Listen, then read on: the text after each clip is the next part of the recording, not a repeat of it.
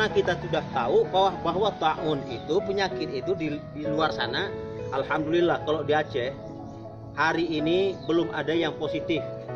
Tapi yang namun kita bentuk hati-hati karena sifatnya, kenapa? Penularannya, terjangkitnya, sifatnya itu di luar dari sepengetahuan kita. Maka kata Rasulullah SAW melanjutkan, wa idza kunta fihim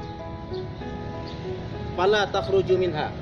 Kalau seandainya kamu tadinya itu berada di kampung yang dari kampung itu sudah terjangkit, maka tugas kamu adalah fala takhruju minha, jangan keluar dari situ. Kenapa? Engkau tidak sadar bahwa engkau sudah terjangkit. Engkau keluar dari tempat itu, engkau membawa penyakit.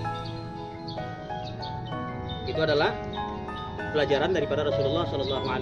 Maka yang diterapkan oleh pihak pemerintah hari ini tidak jauh, hampir persis sebagaimana yang diharapkan oleh Rasulullah SAW. Maka dalam hal demikian, pertama-tama yang dituntut, Betanyo Bandung jangan pernah menganggap remeh bahwa itu adalah penyakit yang mungkin kadang-kadang tak bakal sampai ke Aceh. Satu.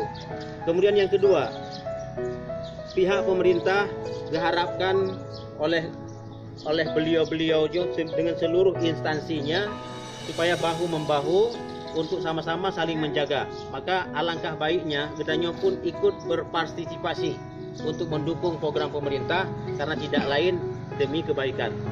Karena walaupun di satu sisi membatasi ruang gerak bisa menghambat segala aktivitas, tapi di sisi yang lain mungkin itu adalah merupakan memundur satu langkah untuk maju beberapa langkah.